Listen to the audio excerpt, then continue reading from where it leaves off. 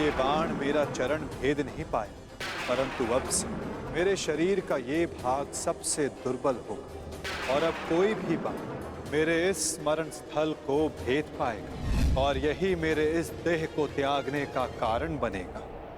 आपका स्वागत है कालदेव। माता गांधारी का श्राप अब पूर्ण हुआ।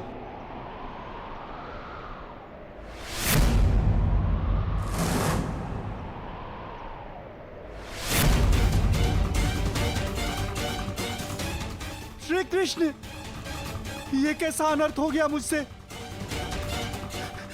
प्रभु, प्रभु मुझे माफ कर दो प्रभु, मुझसे बहुत बड़ी भूल हो गई।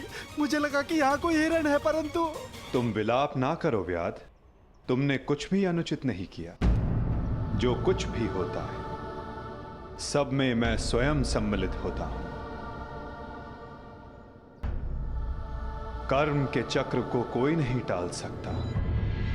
त्रेता युग में मैंने जब श्री राम का अवतार लिया था, तब उस युग में तुम वीर वानर वाली के नाम से प्रसिद्ध थे और उस युग में मैंने बाण चलाकर तुम्हारा वध किया था और उस कारण हेतु आज तुम्हारा बाण मुझे आकर लगा है।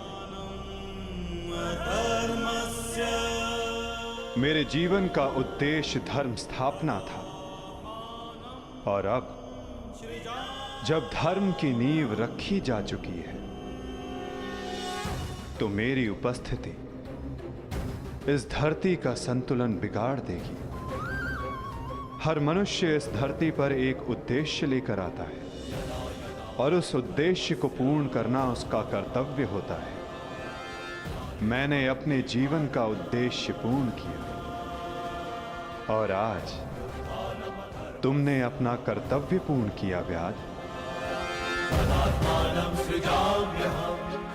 किंतु जब जब धरा पर अधर्म और अन्याय बढ़ेगा, मैं तब तब लौटकर पुनः आऊंगा।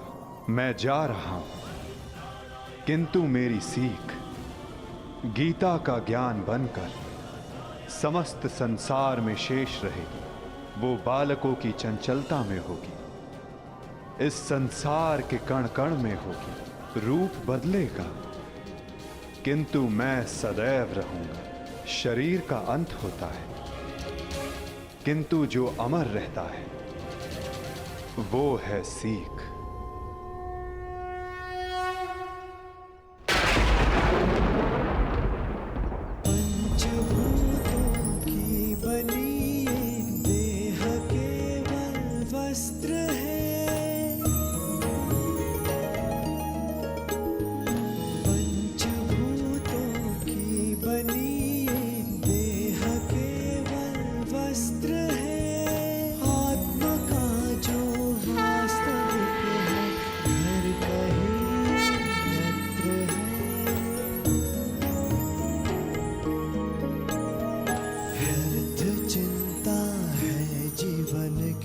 व्यर्थ है मृत्यु का भय, आत्म को ना मार पाते शस्त्र अग्नि असमय।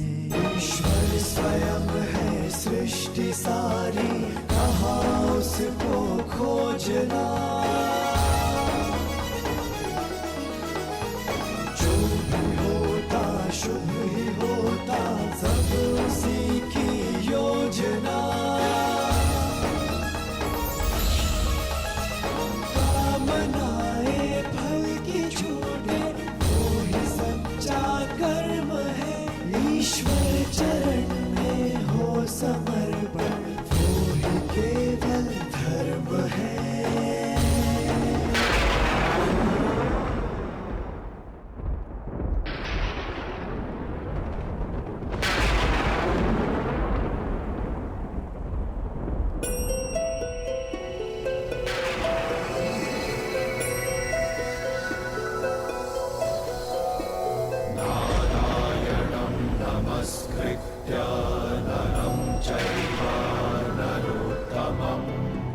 देवीं सरस्वतीं व्यासं ततो जयम् उदीरये।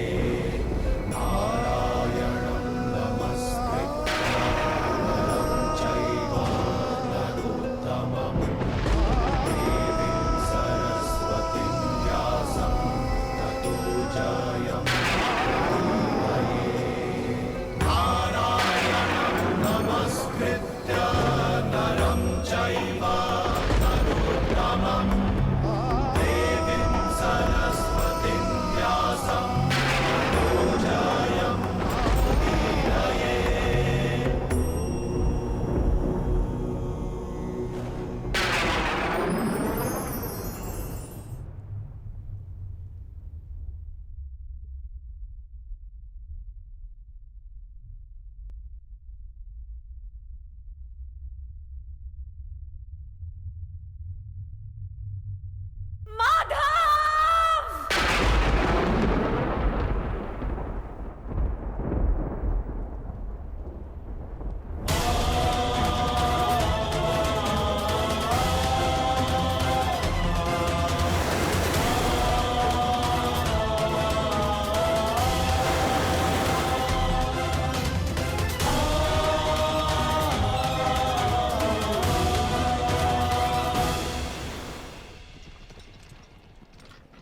काकाश्री, हम पिताश्री वासुदेव को छोड़कर नहीं जा सकते।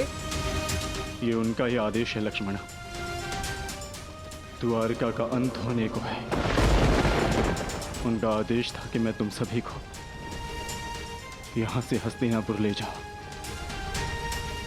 मैं उनके आदेश का पालन कर रहा हूं और तुम्हारा भी यही कर्तव्य है।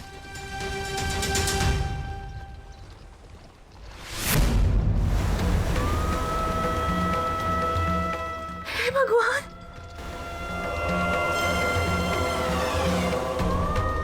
हमारा द्वारका।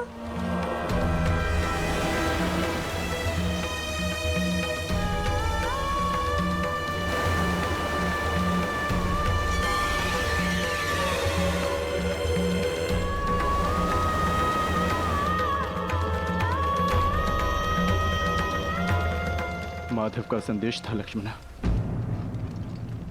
कि लक्ष्य पूर्ण हो जाने के पश्चात समापन आवश्यक है,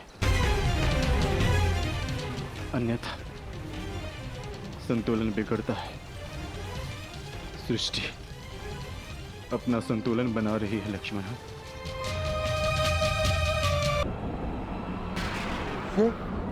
ये तो पांचाली का स्वर है।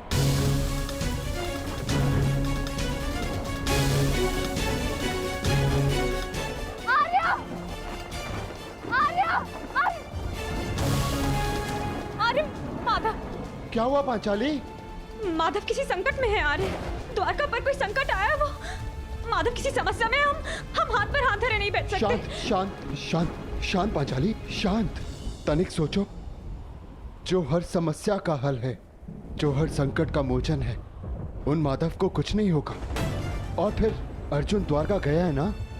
परंतु आर्य, धैर्य रखो पांचाली, माधव को कुछ नहीं होगा।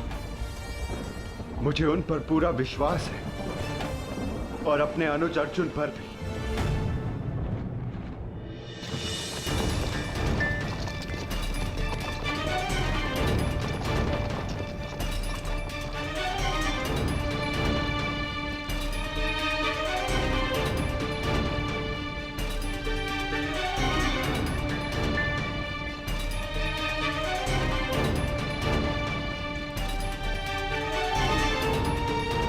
सारथी, रथ रोको।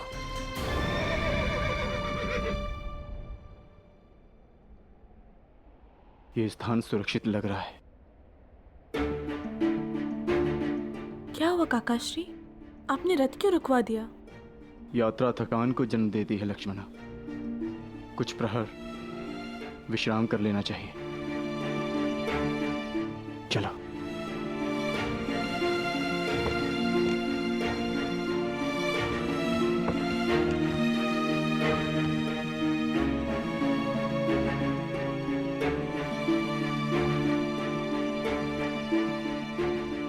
आज मैं तुम्हारा सारथी नहीं हूं पार्थ, आज मैं तुम्हारा सखा हूं, एक ज्येष्ठ भ्राता के समान हूं पार्थ। और जैसा मैंने कहा,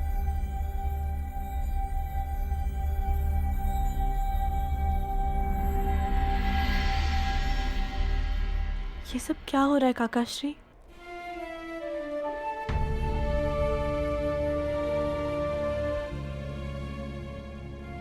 हम सभी मनुष्यों का जीवन एक यात्रा के भांति होता है लक्ष्मणा,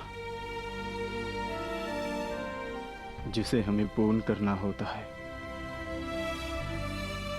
जहां से एक मनुष्य की यात्रा समाप्त होती है, वहीं से एक दूसरी यात्रा का आरंभ होता है। और यही जीवन है। परंतु हमारी यात्रा अभी शेष है लक्ष्मणा। तुम थक गई होंगी, जाओ विश्राम कर लो। जैसी आपकी आज्ञा हो।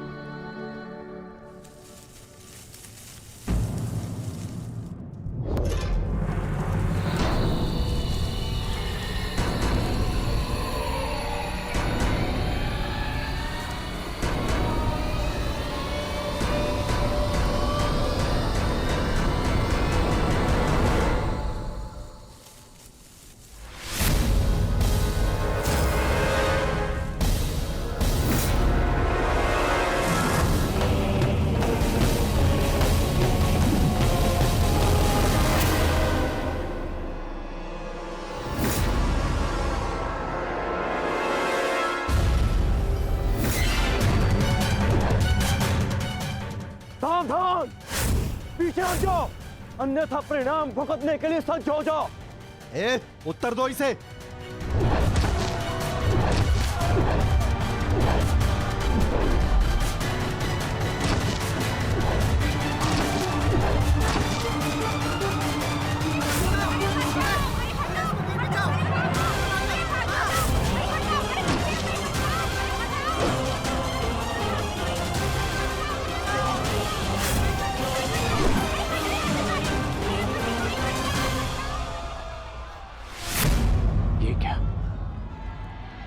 मैंने तो सहस्त्र चलाया था, मेरे बाण शस्त्र बाणों में परिवर्तित क्यों नहीं हो रहे?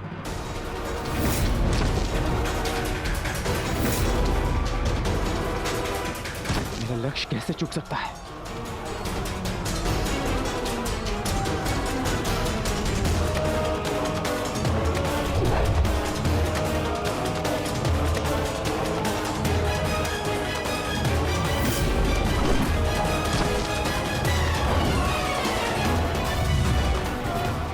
पर्वतास्त्र,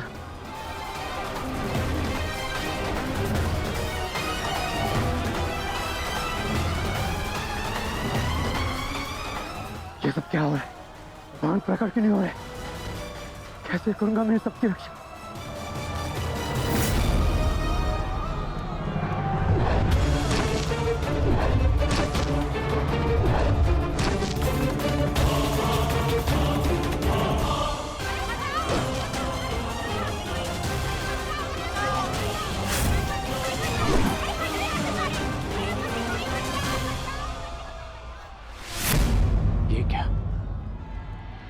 मैंने तो सहस्त्र चलाया था, मेरे बाण शस्त्र बाणों में परिवर्तित क्यों नहीं हो रहे?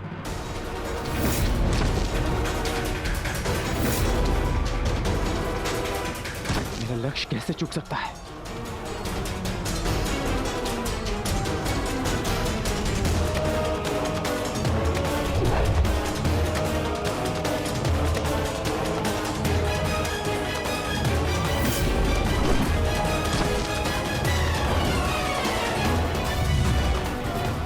पर्वतास्त्र,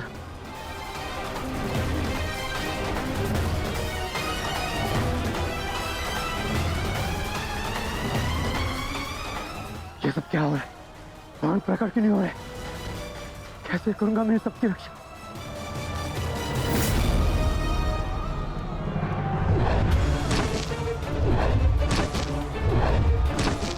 तुम शीघ्रता करो पार्थ।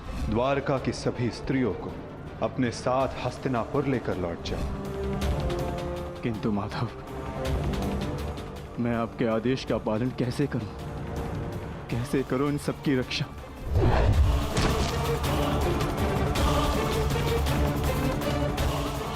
लक्ष्मी,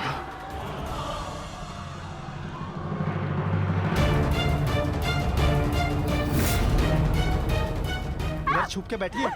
उठ, उठ, चलो, चल, चल। आ!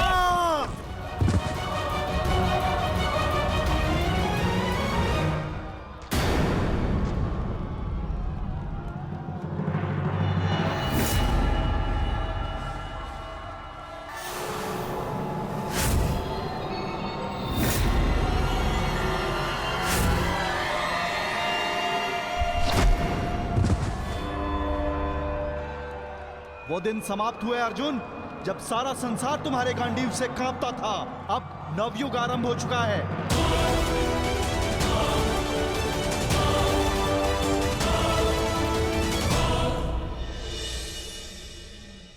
मैं समझ नहीं पा रहा हूं ज्येष्ठ, कैसे मेरे बाण अपना संधान नहीं कर पाए, कैसे मेरे गांडीव की प्रत्यंचा टूटी। मेरे रहते हुए मेरी सुरक्षा में आई कितनी स्त्रियों को वो कितने धन को लूट कर लेगा। मैं कुछ नहीं कर सका। मैं माधव के आदेश का पालन नहीं कर पाया जैसे।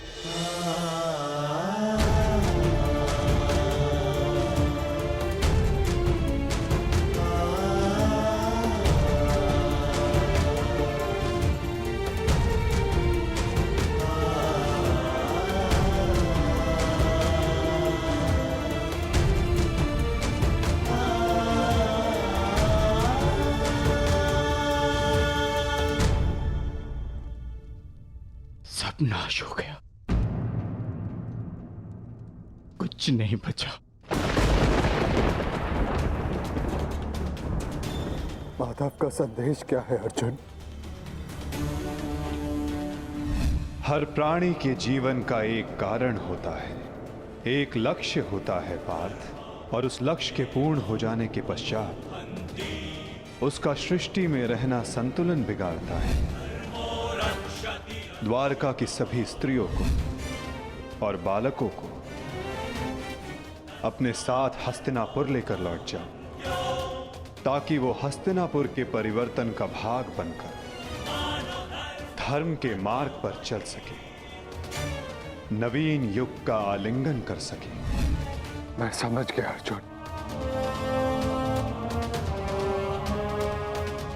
मैं समझ गया।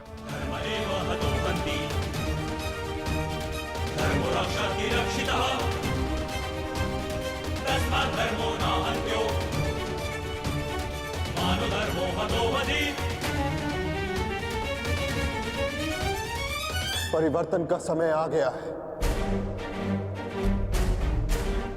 नई पत्तियों को आने के लिए पुरानी पत्तियों का झड़ना आवश्यक है।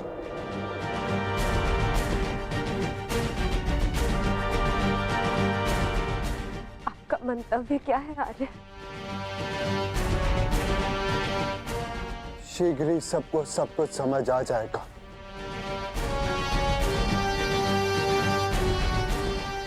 हस्तिनापुर की राजसभा का आह्वान किया जाए, परीक्षित और वृषकेतु को अवश्य बुलाया जाए।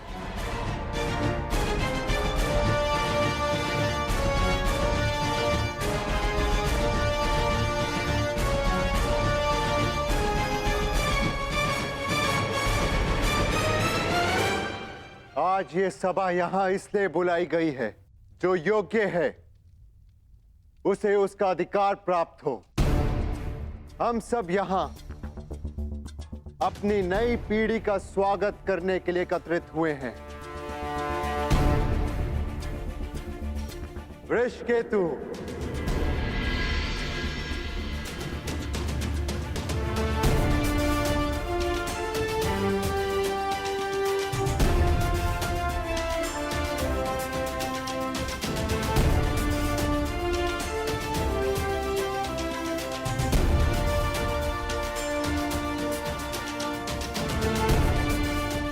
परीक्षित,